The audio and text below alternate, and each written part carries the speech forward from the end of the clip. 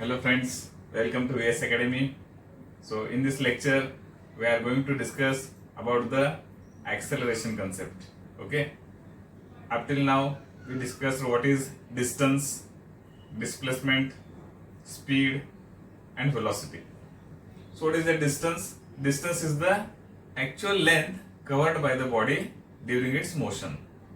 Okay, and displacement is the shortest distance between initial and final position.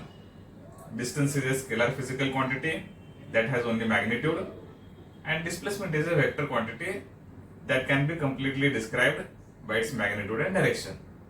Okay, then we discuss about the speed, which is a scalar physical quantity. Speed is nothing but distance covered by the body per unit time.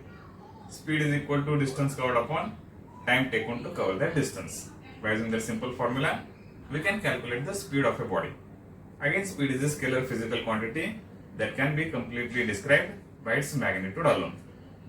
Then we discuss velocity. Velocity is a vector physical quantity, again that has both magnitude and direction. So whenever the body is in motion, that has a particular velocity, and to give the velocity of that body, we need to give its magnitude of velocity and direction of velocity. Okay, and we discussed different types of velocity. That is very important. Okay, already I told you that to understand acceleration you must understand the velocity. Okay, so whenever body is in motion, that has some velocity, and velocity of that body, it can be uniform or non-uniform. Velocity can be uniform or non-uniform. मग velocity जर uniform असेल तर suppose a body is in motion, मग त्या बॉडीचे जे velocity आहे ते युनिफॉर्म आहे, कॉन्स्टंट आहे असं आपण कधी म्हणतो? Whenever magnitude and direction both are constant, we can say velocity of that body is constant. Okay, एखादा बॉडी मोशन मध्ये असेल तर त्याला काहीतरी व्हेलॉसिटी असणार आहे, आणि मग त्या व्हेलॉसिटीचं मॅग्निट्यूड डायरेक्शन दोन्ही कॉन्स्टंट असतील तर त्या बॉडीचं व्हेलॉसिटी कॉन्स्टंट आहे असं आपण म्हणतो. If magnitude of velocity is changing or direction of velocity is changing or both magnitude and direction are changing, then velocity is said to be variable, non-uniform velocity. हे last lecture मध्ये आपण discuss केलेलं आहे, ते perfectly समजून घ्या. ते सगळे केसेस, 4 केसेस आपण डिस्कस केले होते, कॉन्स्टंट व्हेलॉसिटीचं आणि डिफरंट 3 केसेस जे आहेत ते व्हेरिएबल व्हेलॉसिटीचे. व्हेलॉसिटी जर व्हेरिएबल असेल तर ते एक्झॅक्टली त्याच्या मॅग्निट्यूड मध्ये व्हॅरी होतो का त्याच्या डायरेक्शन मध्ये व्हॅरी होतो, हे देखील आपण डिस्कस केलेलं आहे. का दोन्ही चेंज होतात? हे केसेस सगळे स्टडी करा. पुन्हा एकदा ते लास्ट व्हिडिओ पाहिजे असेल तर बघा, आणि मग हे ऍक्सेलरेशनचं व्हिडिओ तुम्ही कंटिन्यू करा. Okay, so what is acceleration? Acceleration काय आहे? स्मॉल एने आपण डिनोट करतो बऱ्याचदा. ठीक आहे, मग ऍक्सेलरेशन काय आहे बघा. कुठलीही body, take any body which is in motion, any body which is in motion, that body it may have accelerated motion or non-accelerated motion. त्या बॉडीचं जे मोशन आहे, ओके, त्याला आपण ऍक्सेलरेटेड मोशन किंवा नॉन ऍक्सेलरेटेड मोशन असं म्हणू शकतो. Whenever body is in motion, body जर मोशन मध्ये असेल, व्हेलॉसिटी तर त्याला असणारच आहे, मग त्याला ऍक्सेलरेशन आहे का नाही, whether the motion is accelerated motion or it is non accelerated motion, हे कसं ओळखायचं आहे ते समजून घ्यायचं आहे. नुसतं ऍक्सेलरेशनचं डेफिनेशन बरेच लोक पाठ करून ठेवले असतात. The rate of change of velocity is called as acceleration. Rate of change of velocity per unit time is the acceleration. म्हणजे डेफिनेशन पाठ केले, फॉर्म्युला लक्षात ठेवले की ऍक्सेलरेशन आलं असं नाही. ऍक्सेलरेशन फार महत्वाचं कन्सेप्ट आहे, बऱ्याच ठिकाणी आपल्याला फिजिक्स मध्ये सारखं सारखं लागणार आहे. अंडरस्टँडिंग करून घ्या. मी काय सांगतो बघा, बॉडी जर मोशन मध्ये असेल तर त्याला ऍक्सेलरेशन आहे का नाही हे तुम्हाला ओळखता यायला पाहिजे. Okay, you must be able to identify, understand whether the body is it is in accelerated motion or non accelerated motion. Whether the motion of body is accelerated or non accelerated, that we have to identify. आपल्याला ते ओळखता यायला पाहिजे. कसं ओळखायचं? मग acceleration काय असतो, ऍक्सेलरेशन काय असतं डेफिनेशन तर आपल्याला लक्षात ठेवावंच लागणार आहे, पण समजून घ्या, नुसतं पाठ करू नका. Okay, so what is acceleration? is the rate of change of velocity. Simple आपण ऍक्सेलरेशनचं एखादं फॉर्म्युला लिहू शकतो.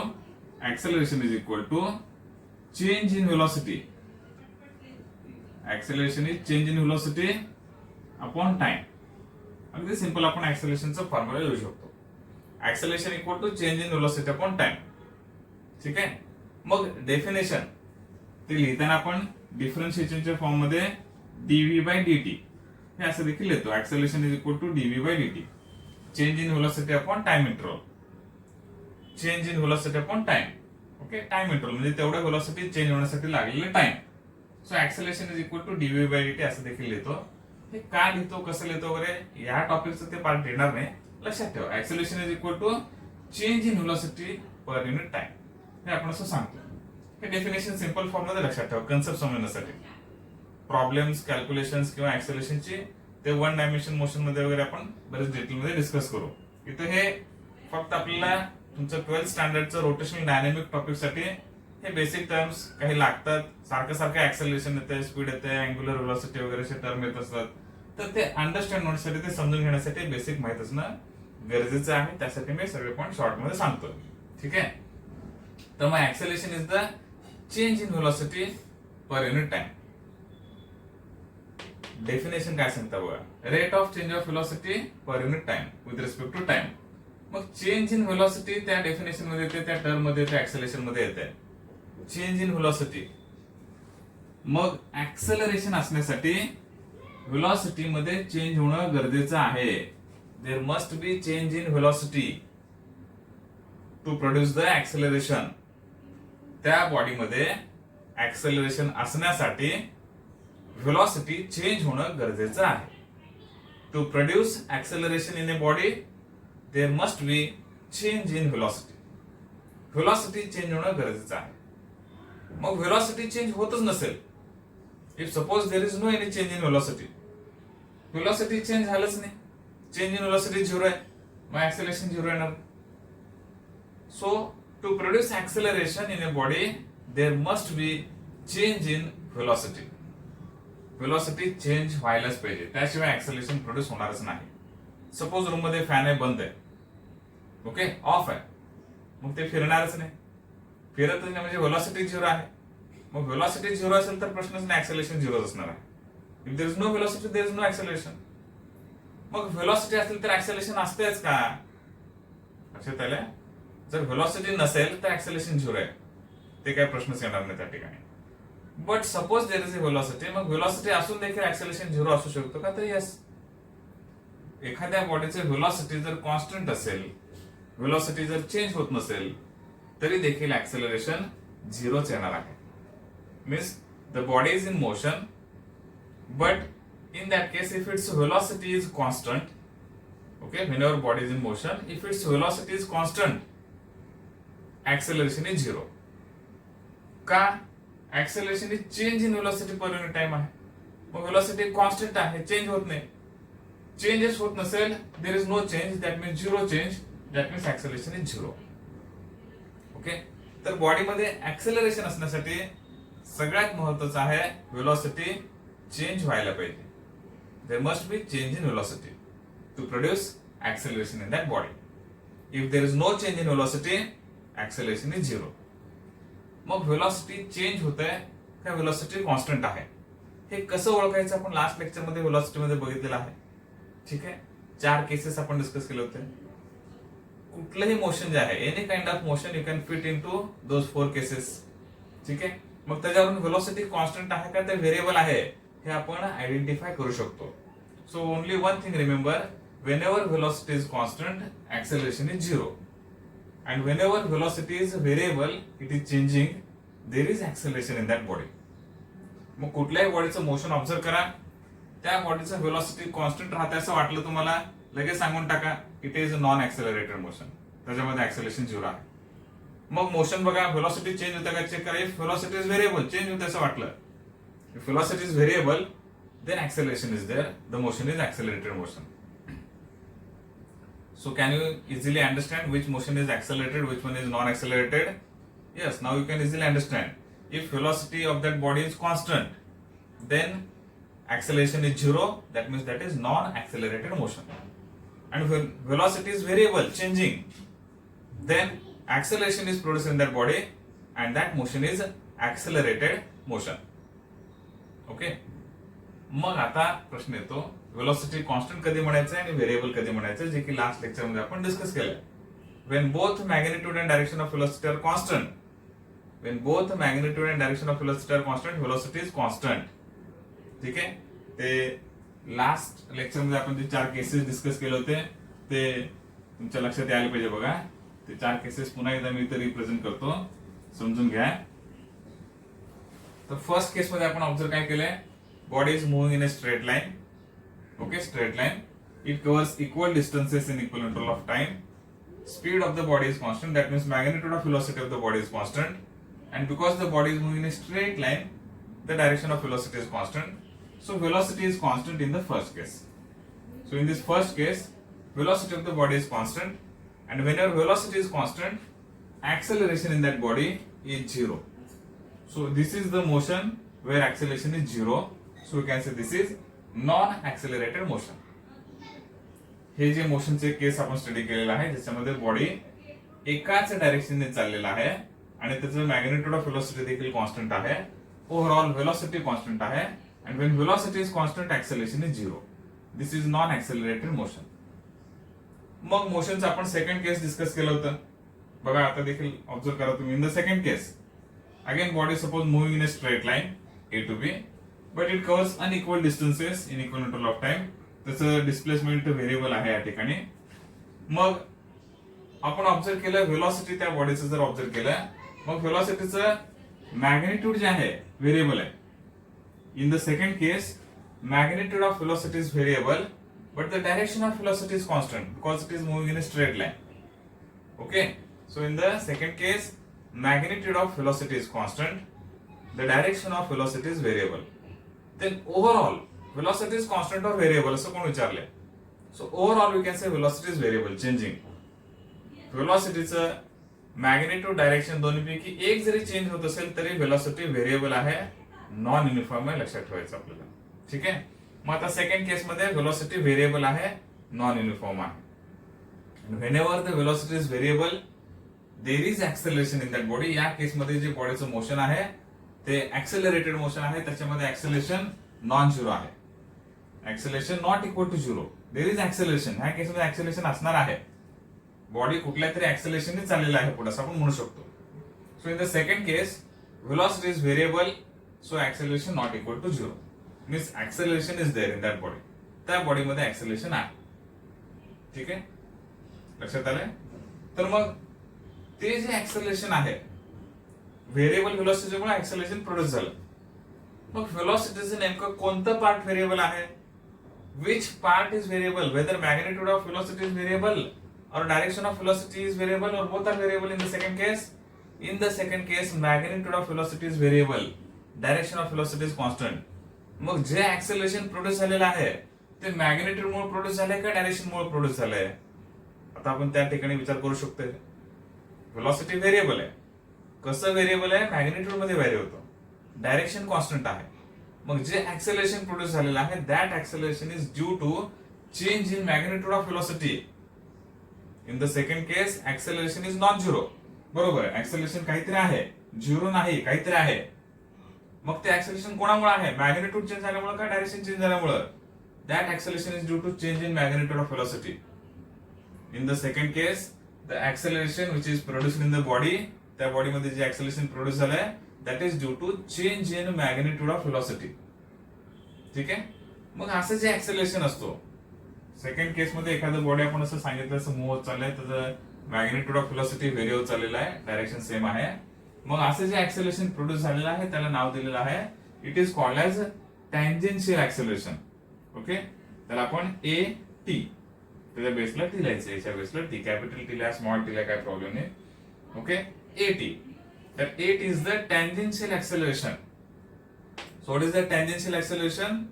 The acceleration which is produced in a body due to change in magnitude of velocity.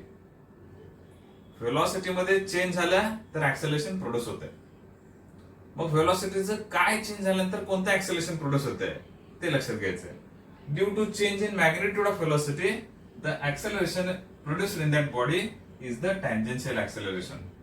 ते टँजेन्शियल ऍक्सेलरेशन लक्षात घ्यायचं आपल्याला. ठीक आहे. Now look at the third case. Third case, body is taking a turn घेत चाललेला आहे, बट डिस्प्लेसमेंट त्याचं प्रत्येक केसमध्ये कॉन्स्टंट आहे. ओके, म्हणजे स्पीड कॉन्स्टंट आहे म्हणू शकतो आपण. म्हणजेच डिस्प्लेसमेंट बघा किंवा डिस्टन्सने बघा, कसे करा, काय प्रॉब्लेम नाही, समजून घ्या. ते याचं जे मॅग्निट्यूड ऑफ व्हेलॉसिटी आहे ते कॉन्स्टंट आहे. But what about the direction of velocity?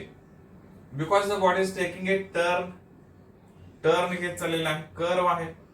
So whenever there is a curve or turn we can say body changing its direction. Direction change करते एवढं तर कळतं आपल्याला. डायरेक्शन जर कॉन्स्टंट असेल तर ते टर्न कसं घेणार आहे? ओके नाही, कॉमन गोष्ट आहे.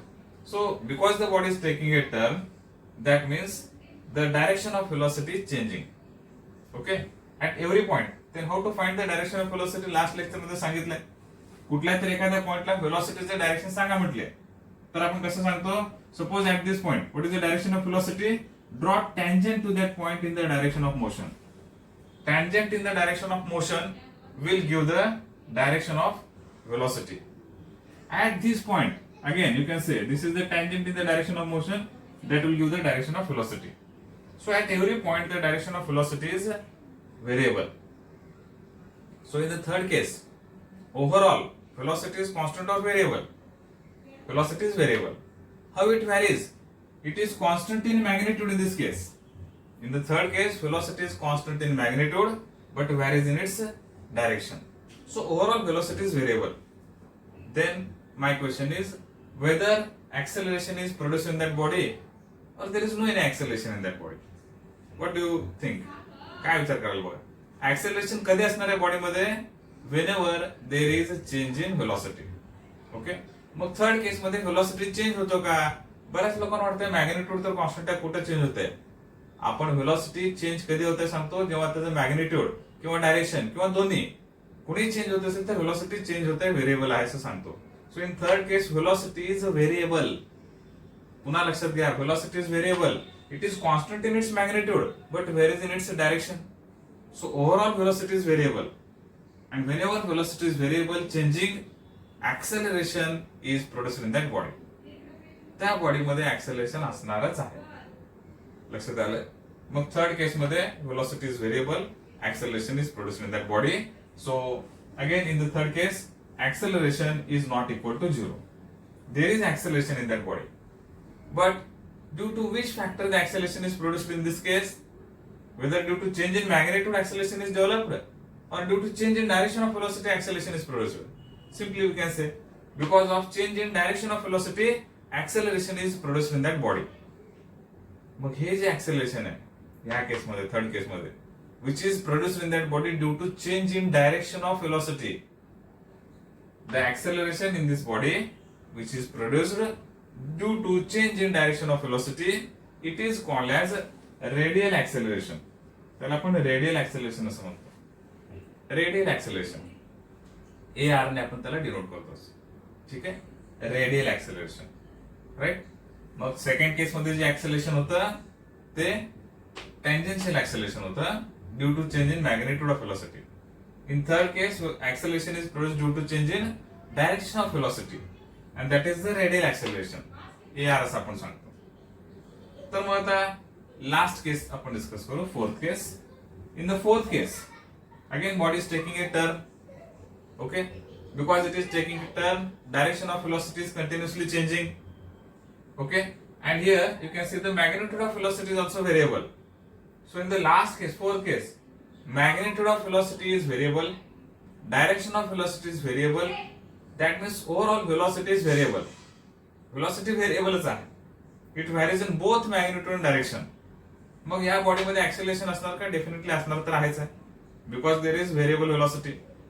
मग ऍक्सेलरेशन या केस मध्ये कोणामुळे प्रोड्यूस झालंय? विचार करा.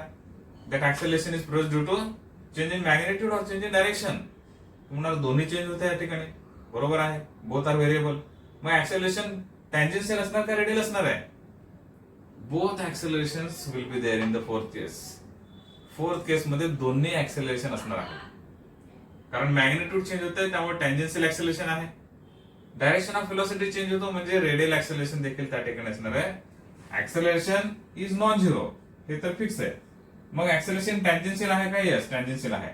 रेडियल आहे का? Yes there is radial acceleration also. Tangential acceleration देखील आहे, रेडियल ऍक्सेलरेशन देखील आहे.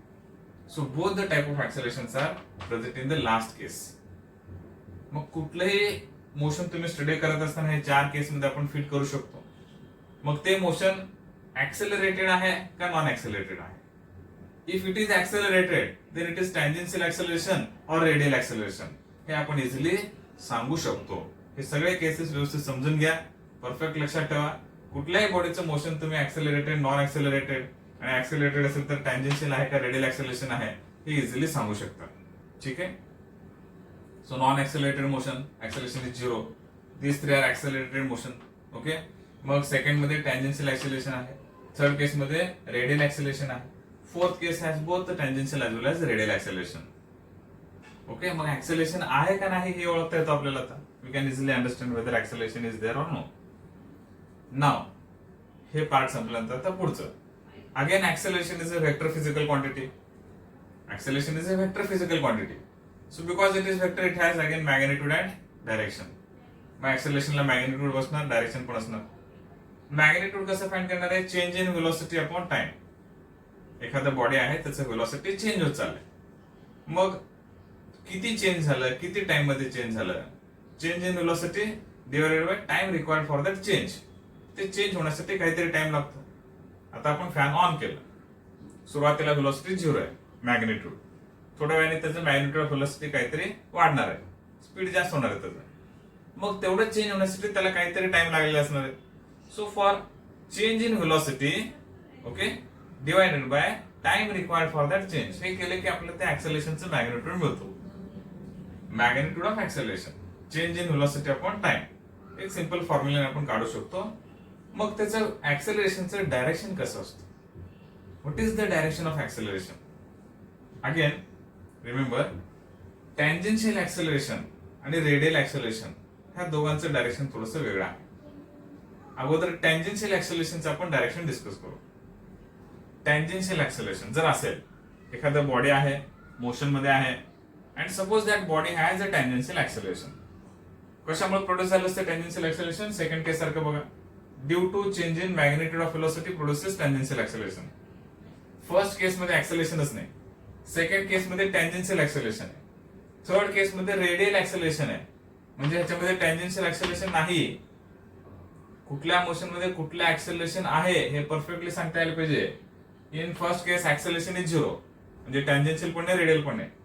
सेकंड केस मध्ये टँजेन्शियल ऍक्सेलरेशन आहे, रेडियल झिरो आहे. Third case tangential acceleration is zero, radial acceleration is non zero. In fourth case tangential is also non zero, radial acceleration is also non zero. दोन्ही acceleration fourth case मध्ये आहे. ठीक आहे. मग आता second case मध्ये tangential acceleration आहे. मग टँजेन्शियल ऍक्सेलरेशनचं डायरेक्शन कसं ओळखायचं? Again the direction of displacement, the direction of velocity and the direction of tangential acceleration are all same. जे डिस्प्लेसमेंटचं डायरेक्शन आहे ते कसं असतो? Direction of motion. ज्या डायरेक्शनने बॉडी मूव्ह होते, the direction of motion is the direction of displacement is the direction of velocity and that is the direction of tangential acceleration.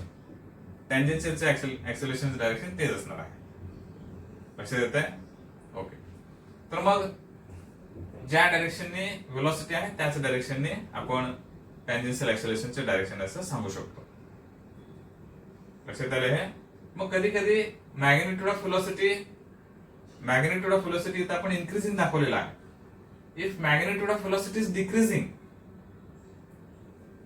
Magnitude of velocity जर decrease होत असेल, इथे increase दाखवलेला आहे, बरोबर.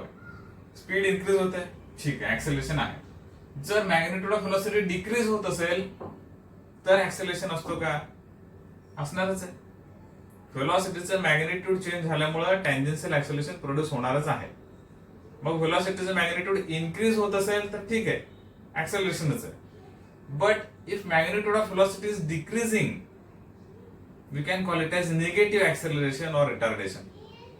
जर मॅग्निट्यूड ऑफ व्हेलॉसिटी डिक्रीज होत असेल, मॅग्निट्यूड ऑफ व्हेलॉसिटी डिक्रीज होत असेल तर ते निगेटिव्ह ऍक्सेलरेशन आहे, रिटार्डेशन आहे. ठीक आहे, आपण गाडीवरून स्पीड जर कमी करत चाललो तर स्लोली थोडस डिस्टन्सला जाऊन आपण थांबतो, हो की नाही. मग त्या केसमध्ये काय होणार आहे, स्पीड इज डिक्रीजिंग. मग स्पीड डिक्रीज होत चाललेला आहे. मग ऍक्सेलरेशन आहे का? Yes, there is acceleration because speed is decreasing, magnitude of velocity is changing and that is tangential acceleration, but in that case the acceleration is negative and that is called as retardation. Okay, त्याला आपण retardation असं म्हणतो. त्या केसमध्ये velocity पुढे आहे, acceleration मागे आहे. ओके, लक्षात येतंय का? बघा, जे व्हेलॉसिटीचं डायरेक्शन आहे तेच टँजेन्शियल ऍक्सेलरेशनचं डायरेक्शन आहे. पण कधी जेव्हा त्याचं मॅग्निट्यूड ऑफ व्हेलॉसिटी इन्क्रीज होत असेल तर. जर मॅग्निट्यूड ऑफ व्हेलॉसिटी डिक्रीज होत असेल तर व्हेलॉसिटी त्या डायरेक्शन असणार आहे, ऍक्सेलरेशन त्याच्या अपोजिट डायरेक्शन असणार आहे. तर व्हेलॉसिटी आणि ऍक्सेलरेशन मध्ये डायरेक्शन लक्षात घ्या. Okay, if magnitude of velocity is increasing, the direction of velocity and the tangential acceleration is same. If magnitude of velocity is decreasing, अगोदर जास्त मग कमी कमी कमी कमी असं होत चाललं असेल. If magnitude of velocity is decreasing, then the direction of velocity and acceleration they are opposite. Okay, त्या केसमध्ये आपण निगेटिव्ह ऍक्सेलरेशन म्हणतो, रिटार्डेशन असं देखील आपण त्याला म्हणतो. ओके, तर मग थोडक्यामध्ये व्हेलॉसिटीचं डायरेक्शन माहित असेल आणि मॅग्निट्यूड ऑफ व्हेलॉसिटी हे कसं व्हॅरी होतं ते माहित असेल तर आपण ऍक्सेलरेशनचं डायरेक्शन सांगू शकतो, टँजेन्शियल ऍक्सेलरेशन. ठीक आहे, टँजेन्शियल ऍक्सेलरेशनचं डायरेक्शन लक्षात आलं आपल्या सगळ्यांना, in the direction of velocity. आता थर्ड केसमध्ये टँजेन्शियल ऍक्सेलरेशन नाहीच आहे, there is no tangential acceleration. मग टँजेन्शियल ऍक्सेलरेशन नसेलच तर त्याला डायरेक्शन देण्याची काही गरज नाही आपल्याला. In the last case, there is tangential acceleration. मग टँजेन्शियल ऍक्सेलरेशनचं डायरेक्शन कसं देतो, व्हेलॉसिटीवरून ठरवतो आपण. ठीक आहे, आता ह्या केसमध्ये व्हेलॉसिटी इन्क्रीजिंग आहे, velocity is increasing, magnitude of velocity is increasing. So direction of velocity and direction of tangential acceleration are same. Velocity increasing आहे त्यामुळे व्हेलॉसिटीचं डायरेक्शन टँजेन्शियल ऍक्सेलरेशनचं डायरेक्शन सेम असणार आहे. मग व्हेलॉसिटीचं डायरेक्शन कसं आहे माहित आहे आपल्याला, प्रत्येक पॉइंटला टँजंट काढावं लागणार आहे. At this point the direction of velocity is like this and that is the direction of tangential acceleration. या पॉइंटला व्हेलॉसिटीचं डायरेक्शन आणि टँजेन्शियल ऍक्सेलरेशनचं डायरेक्शन, ओके, हे असं असणार. So at every point tangent drawn to that point will give the direction of that velocity, also direction of tangential acceleration. ठीक आहे, तर मग टँजेन्शियल ऍक्सेलरेशनचं डायरेक्शन आपल्याला लक्षात आलेलं आहे, ज्या डायरेक्शननी व्हेलॉसिटी आहे. ओके, जर व्हेलॉसिटी इन्क्रीजिंग असेल तर व्हेलॉसिटी आणि टँजेन्शियल ऍक्सेलरेशन एकाच डायरेक्शन आहेत. If velocity is decreasing then both are in opposite direction. So that is about the tangential acceleration. Now what about the direction of radial acceleration?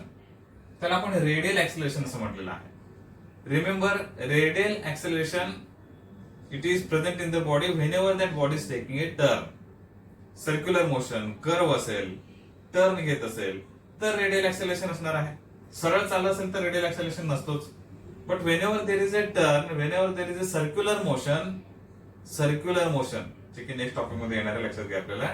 So whenever there is a circular motion in A turn along a curve, in that case direction of velocity is variable and hence radial acceleration is produced in that body. Third case मध्ये radial acceleration आहे, fourth मध्ये देखील radial acceleration आहे. कुठेही turn दिसलं की radial acceleration येणारच आहे. आपण ज्यावेळेस गाडीवरून किंवा एखाद्या व्हेकलवरून, सायकलवरून टर्न घेत असतो कुठेतरी, लक्षात घ्यायचं आपल्यामध्ये रेडियल ऍक्सेलरेशन त्या ठिकाणी डेव्हलप झालेलं असणार आहे. There is a radial acceleration whenever there is a turn.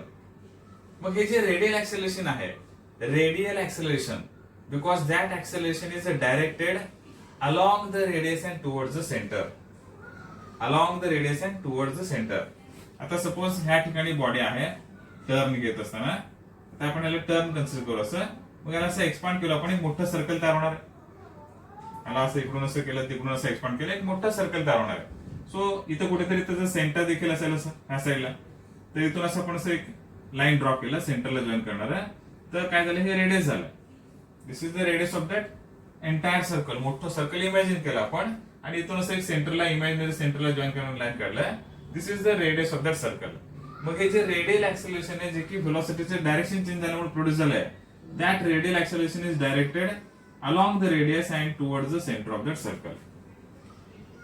This is the direction of radial acceleration along the radius कुठलं रेडियस, ते जे कर्व आहे त्या कर्वला एक्सपांड करा, पूर्ण एक सर्कल तयार करा. मग त्या इमॅजिनरी सर्कलचं कुठंतरी एक सेंटर असणार आहे. या पॉइंट पासून त्याचं सेंटर जॉईन करा, रेडियस मिळणार आपल्याला. मग हे जे रेडियल ऍक्सेलरेशन त्या बॉडीमध्ये डेव्हलप झालेलं असतंय, it acts along the radius and towards the centre. Okay, the direction of radial acceleration is along the radius and towards the centre. So this is the direction of radial acceleration. It acts along the radius, that is called as radial acceleration. It acts towards the center of the circle. तर centre कडे त्याचा action असतो, तर त्याला आपण centripetal acceleration असं देखील म्हणू शकतो. This radial acceleration is nothing but centripetal acceleration. Centripetal, centre कडे अट्रॅक्ट होणं, सेंटर कडे जाणार असं आपण म्हणू शकतो. So this is the centripetal acceleration. Okay, मग रेडियल ऍक्सेलरेशनचं डायरेक्शन लक्षात आलं. तर लास्ट केस मध्ये कुठलं ऍक्सेलरेशन आहे?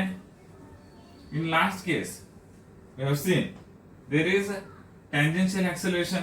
So suppose at this point, this is the direction of tangential acceleration, at. Okay, and radial acceleration along the radius towards the center. Suppose this is the radial acceleration, this is the direction of radial acceleration. So in the last case, there is acceleration in that body. Both type of accelerations are found, radial acceleration as well as tangential acceleration. So at a particular point, ते body motion मध्ये असताना या पॉइंटला जर आपण acceleration बघितलं, तर त्या बॉडीमध्ये या एक्झॅक्टली या पॉइंटला आपण जर विचार केला, तर दोन्ही ऍक्सेलरेशन त्याच्यामध्ये, एक टँजेन्शियल ऍक्सेलरेशन, एक रेडियल ऍक्सेलरेशन आहे. टँजेन्शियल ऍक्सेलरेशनचं डायरेक्शन व्हेलॉसिटीच्या डायरेक्शन नुसार आपण सांगितलेलं आहे. Radial acceleration along the radius towards the centre आहे. तर त्या बॉडीमध्ये दोन्ही ऍक्सेलरेशन ऍट अ टाइम असणार आहेत. ओके, मग दोन ऍक्सेलरेशन म्हणजे दोन व्हेक्टर आहेत त्या ठिकाणी. ऍक्सेलरेशनचे व्हेक्टर, मग ऍट अ टाइम दोन व्हेक्टर जर असतील तर त्या दोघांचे मिळून रिझल्टंट काहीतरी असतो. ह्या दोन व्हेक्टरचे मिळून रिझल्टंट व्हेक्टर काहीतरी येणार आहे. ओके, मग रिझल्टंट व्हेक्टर आपण कसं फाइंड करतो? रिझल्टंट साठी एक फॉर्म्युला मी तुम्हाला अगोदर सांगितलेला आहे. ओके, तर इन जनरल कुठल्याही व्हेक्टरचं रिझल्टंट आपण कसं फाइंड करतो बघा. So resultant vector R is equal to square root मध्ये आपण काय करतो, वेक्टर 1 चं स्क्वेअर प्लस वेक्टर 2 चं मॅग्निट्यूडचं square plus 2 into magnitude of two vectors into cos theta. Theta is the angle between the two vectors. आता इथं P म्हणजे आपण एटी कन्सिडर करू, क्यू म्हणजे A R radial acceleration consider करू. मग त्याचं रिझल्टंट ऍक्सेलरेशन आपण कसं फाइंड करणार आहे? Resultant acceleration A is equal to square root of P च्या ठिकाणी आपण जे ऍक्सेलरेशन घेतले टँजेन्शियल ऍक्सेलरेशन घेऊ त्याचं स्क्वेअर प्लस रेडियल ऍक्सेलरेशनचं square plus 2 into A T A R into cos theta. Theta is the angle between two vectors. आता हे जे दोन्ही व्हेक्टर आहेत, टँजेन्शियल ऍक्सेलरेशन आणि रेडियल ऍक्सेलरेशन, टँजेन्शियल ऍक्सेलरेशन तर टँजेंटच असतो, radial acceleration along the radius असते, and tangent and radius angle between them will be always 90 degree. ठीक आहे, तर मग इथं जे आहे आता बघा, resultant acceleration equal to AT square square root of AT square plus AR square plus 280 AR into cos theta. Theta काय आहे? Theta is the angle between two vectors. तर दोन व्हेक्टर मध्ये अँगल किती आहे? It is 90 degree. ठीक आहे, मग आता थिटाच्या ठिकाणी आपण काय लिहिणार आहे? 90 degree. So cos 90 and cos 90 will be 0. मग कॉस 90 चं व्हॅल्यू 0 आलं, 0 इंटू हे मल्टिप्लाय केलं 0 येणार आहे. So we can write resultant acceleration A is equal to square root of 80 square plus ar square. So by using this formula we can find the net acceleration, resultant acceleration in the fourth case. Fourth case मध्ये जे net acceleration आहे ते आपण या फॉर्म्युलाने calculate करू शकतो. ठीक आहे, तर लास्ट केस मध्ये ऍक्सेलरेशन कसं आहे लक्षात आलं आपल्याला. Okay, both accelerations are there, tangential as well as radial acceleration.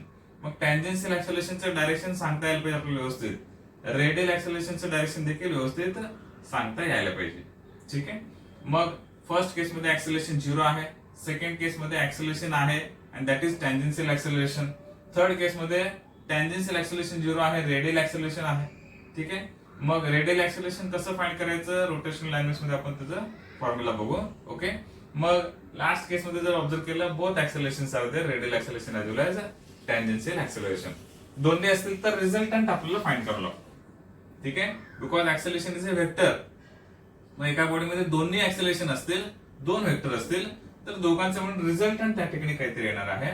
मग रिझल्टंट व्हेक्टर जे आहे ए या केसमध्ये आपण कसं कॅल्क्युलेट केलंय ह्या फॉर्म्युलाने, that will be equal to square root of AT square plus AR square. मग ते दोघांचं जे रिझल्टंट असतंय त्याला पण डायरेक्शन असतो. त्याचं डायरेक्शन कसं फाइंड करायचं वगैरे स्केलर वेक्टर मध्ये तुम्ही डिटेल स्टडी करा त्या ठिकाणी. तर या केसमध्ये त्या AT आणि AR दोघांचं जे रिझल्टंट आहे ते मध्येच असं कुठेतरी त्या ठिकाणी येणार आहे. असंच का आलं, मग किती अँगल करताय वगैरे वगैरे डिटेल देते स्केलर वेक्टर मध्ये बघा. तर या टॉपिक मध्ये आपल्याला सांगण्याचा उद्देश जे होतं ते म्हणजे ऍक्सेलरेशन काय आहे आणि रेडियल ऍक्सेलरेशन असतो का टँजेन्शियल ऍक्सेलरेशन त्या बॉडीमध्ये असतो, दोन्ही असतात का हे आपल्याला चेक करायचं आहे. मग बॉडीमध्ये ऍक्सेलरेशन आहे का नाही हे देखील आपल्याला सांगता यायला पाहिजे. हे या टॉपिकचं आपलं जे कन्सेप्ट होतं शिकवण्याचा त्याचा उद्देश होता. तुम्हाला मोस्टली तर हे सगळे पॉइंट्स लक्षात आलेले असतील. बॉडीमध्ये ऍक्सेलरेशन आहे का नाही एवढं तरी ऍटलिस्ट तुम्हाला ओळखता येत असेल असं वाटतंय. सांगा बघू आता, फॅन जर तुम्ही ऑन केला, okay, if you on the fan, घरी फॅन असतो सगळ्यांच्या बऱ्यापैकी, आपण ऑन केल्या आपण जर ऑब्झर्व केलं त्याचं जे मोशन आहे, त्याचे जे ब्लेड्स आहेत, त्या ब्लेडचं मोशन कुठल्या केसमध्ये फिट होते बघा. Okay, when you on the fan on केल्या ते फोर्थ केसमध्ये येणार आहे. त्याचे जे ब्लेड्स आहेत सर्क्युलर मोशन करणार आहेत, बरोबर, टर्न घेणार आहेत. मग जस्ट ऑन केल्या म्हणून त्याचं स्पीड पण इन्क्रीज होत चाललेलं असणार आहे. So that will fit in the fourth case. Fourth case मध्ये असेल तर ऍक्सेलरेशन आहे का नाही? Yes, there is acceleration. त्या केसमध्ये ऍक्सेलरेशन आहे. Which acceleration? Both radial as well as tangential acceleration. मग नेट ऍक्सेलरेशन फाइंड करू शकतो आपण. ओके, थोडा वेळ झाला फॅन ऑन करून, थोडा वेळ झाला, त्या speed of the blade of the fan will remain constant. ते ब्लेड्स जे आहेत, फॅनचे जे ब्लेड्स आहेत त्याचं स्पीड कॉन्स्टंट होत आहे. मग स्पीड कॉन्स्टंट झाले की ते कुठल्या केसमध्ये फिट होणार बघा, थर्ड केसमध्ये फिट होईल. स्पीड कॉन्स्टंट आहे, थर्ड केसमध्ये फिट झालं. मग थर्ड केसमध्ये फिट झाल्यानंतर ऍक्सेलरेशन आहे का? Yes, there is acceleration. आपल्याला वाटतं त्याचं स्पीड तर कॉन्स्टंट आहे. Yes, speed is constant, but still the body is accelerated. Which acceleration is there in that case? The acceleration is, okay, in this case radial acceleration, कारण त्याचं direction of velocity continuously variable आहे. Okay, त्यामुळे त्याच्यामध्ये radial acceleration असणार आहे. मग पुन्हा fan of करा तुम्ही, ऑफ केल्यानंतर पुन्हा ते फोर्थ केसमध्ये फिट होत आहे. फक्त एवढंच की स्पीड डिक्रीजिंग असणार त्यावेळेस. ठीक आहे, डायरेक्शन ऑफ सर्क्युलर मोशन आहे, रोटेशन त्या ठिकाणी चालू आहे, म्हणजे सर्क्युलर मोशन आहे, म्हणजे डायरेक्शन ऑफ व्हेलॉसिटी व्हेरिएबल आहे. आणि ऑफ केल्यानंतर पुन्हा स्पीड देखील त्या ठिकाणी व्हेरिएबल असतो, स्पीड डिक्रीजिंग असतो. ओके, त्या केसमध्ये पुन्हा दोन्ही ऍक्सेलरेशन येणार आहे. मग radial acceleration always along the radius toward the centre. कोणी विचारलं रेडियल ऍक्सेलरेशनचं डायरेक्शन सांगा म्हटले, सांगायचं त्याचं डायरेक्शन कसं आहे, अलॉंग द रेडियस आहे. ओके, मग हे कधी येणार आहे? सर्क्युलर मोशन असेल तरच येणार आहे. सरळ चाललंय तर त्याला रेडियस काढू शकत नाही आपण. ओके, त्याला रेडियल ऍक्सेलरेशन नसतो. तर मग कुठल्या केसमध्ये कुठलं ऍक्सेलरेशन त्या बॉडीमध्ये आहे हे आपण इझिली सांगू शकतो. ठीक आहे, डे टू डे लाईफ मध्ये कुठलेही मोशन घ्या आणि त्याच्यामध्ये ऍक्सेलरेशन आहे का हे चेक करण्याचा प्रयत्न करा.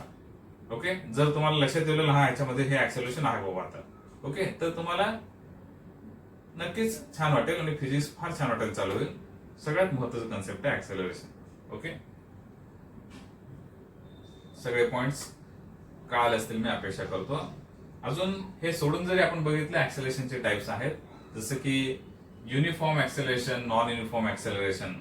याच्याबद्दल मी जास्त डिटेल सांगणार नाही, शॉर्ट मध्ये तरी सांगतो मी. तुम्हाला कळेल काय मी गॅरंटी देणार नाही, कारण मी फार फास्ट सांगणार आहे ते पॉईंट. कारण रोटेशनल डायनॅमिक्ससाठी जे लागणारे काही पॉईंट होते म्हणून मी ते घेतलं. हे uniform, non uniform acceleration, one dimensional motion, two dimensional motion ते स्टडी करताना आपल्याला लागतील. ओके, ते स्टडी करताना आपण पाहिजे त्याला डिटेल घेऊ. तरी शॉर्ट मध्ये मी तुम्हाला सांगतो. So what is uniform acceleration? That is constant acceleration. आता ऍक्सेलरेशन पण जर असेल, नसेल तर काय प्रश्नच येणार नाही. If suppose there is acceleration in that body, बॉडीमध्ये ऍक्सेलरेशन जर असेल तर ते ऍक्सेलरेशन कॉन्स्टंट असू शकते किंवा ते व्हेरिएबल असू शकतो. ठीक आहे, मग ऍक्सेलरेशन कॉन्स्टंट म्हणजे कसं, हे सगळ्यात महत्त्वाचं कन्सेप्ट आहे. त्याला फार स्लो आणि व्यवस्थित जर घेतला आपण तर तुमच्या ते नक्कीच लक्षात येणार आहे. पण मी तेवढं डिटेल सांगत बसणार नाही, शॉर्ट मध्ये सांगतो. कळालं तर छान लक्षात ठेवा, नाही जरी कळालं तरी घाबरू नका, परत कधी तर आपण त्याला डिटेल मध्ये डिस्कस करू. ओके, तर मग what is uniform acceleration? Acceleration is the rate of change of velocity per unit time. Okay नाही, rate of change of velocity, change in velocity upon time आहे. Acceleration काय आहे? Acceleration is change in velocity upon time. मग acceleration constant कधी असणार आहे? ऍक्सेलरेशनला constant कधी म्हणायचंय? वेन चेंज इन व्हेलॉसिटी, जे व्हेलॉसिटीचे चेंज आहे ते जर कॉन्स्टंट असेल तर ऍक्सेलरेशन कॉन्स्टंट असणार आहे. Okay, if velocity change is constant acceleration is constant. म्हणजे तरी देखील शॉर्ट एक एक्झाम्पल देतो बघा तुम्हाला. सपोज बॉडी जे आहे इथून असं स्ट्रेट लाईन मध्ये मोशन चालू आहे त्याचं. या पॉइंटला सपोज त्याचं व्हेलॉसिटी आहे 12 मीटर पर सेकंड.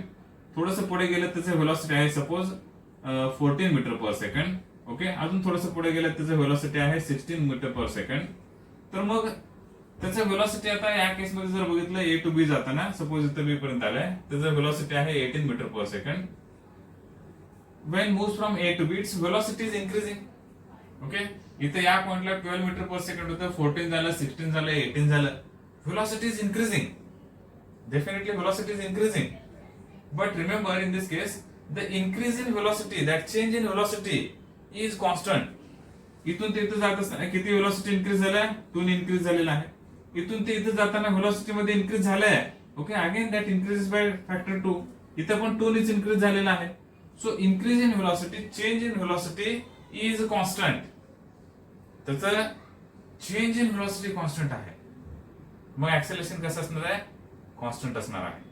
ओके, कळाल तर फारच छान. बघा मी शॉर्ट मध्ये सांगितलं तरी. तर मग increase in velocity, change in velocity when it is constant, acceleration is said to be constant or uniform. And if this increase or if this change is variable, हे change variable असेल म्हणजे कसं आहे? सेकंड केस मध्ये आपण सांगू शकतो suppose या पॉइंटला त्याचं व्हेलॉसिटी आहे 12 मीटर पर सेकंड. ओके, इथं त्याचं व्हेलॉसिटी आहे 14 मीटर पर सेकंड. इथं त्याचं व्हेलॉसिटी आहे 17 मीटर पर सेकंड आणि इथं त्याचं व्हेलॉसिटी आहे 22 metre per second. Suppose there is increase in velocity. Velocity is increasing, but that increase is not constant. Here the velocity increases by 2, here increases by 3, here it increases by 5 meter per second. So increase is not fixed. एकदा 2 increase झाले, एकदा 3 increase झाले, एकदा 5 increase झाले. That increase is not constant. So in this case, velocity is increasing, velocity is variable, so there is acceleration, but this acceleration is non-uniform acceleration और variable acceleration. ठीक आहे, तर मग युनिफॉर्म ऍक्सेलरेशन आणि variable acceleration कळलं तर लक्षात ठेवा. अदरवाइज बाकीचे जे अगोदरचे आपण ऍक्सेलरेशनचे टाइप डिस्कस केलेत ते सगळे टाइप्स व्यवस्थित लक्षात ठेवा. तर बेसिक मध्ये आपण distance, displacement, speed, velocity, acceleration हे सगळे कन्सेप्ट डिस्कस केलेले आहेत. तर नेक्स्ट लेक्चर पासून आपलं जे आहे रोटेशनल डायनॅमिक्स तुमच्या बोर्ड टेक्स्ट मध्ये जे दिलेलं आहे त्याच्यामध्ये पण ऍक्च्युअली सर्क्युलर मोशन आणि रोटेशनल मोशन असे दोन जुन्या सिलेबस नुसार जे 2 टॉपिक होते ते कंबाईन करून एक टॉपिक केलंय. आणि अजून त्यातले काही बेसिक टर्म पुन्हा नवीन तुमच्या बोर्डच्या टेक्स्ट मध्ये काही कट केलेले आहेत, जसे की radius vector, okay, angular displacement, हे 11thला थोडंसं कुठेतरी इंट्रोड्यूस केलेलं आहे. But again to understand that complete rotational dynamics topic you should know the angular displacement, radius vector terms. तर नेक्स्ट लेक्चर मध्ये आपण रेडियस वेक्टर बद्दल थोडंसं डिस्कशन करू. मग त्याच्या नेक्स्ट लेक्चर मध्ये अँग्युलर डिस्प्लेसमेंट, अँग्युलर व्हेलॉसिटी आणि मग ऍक्च्युअली रोटेशनल डायनॅमिक्स तुमचं जे बोर्ड साठी आहे ते पार्ट आपलं चालू होईल. ओके, मग हे बोर्ड मध्ये नाही म्हणलं तर तुम्हाला लागणारच नाही असं नाही. सीईटीला, नीटला तुम्हाला सगळे पॉइंट्स लागणार आहेत. जे देणार असेल, सीईटी असेल, नीट असेल, हे सगळे कन्सेप्ट तुम्हाला लागणार आहेत. ओके, ठीक आहे. तर आजच्या लेक्चर मध्ये आपण इथेच थांबू. नेक्स्ट लेक्चर मध्ये लवकरच भेटू. थँक्यू. Good day.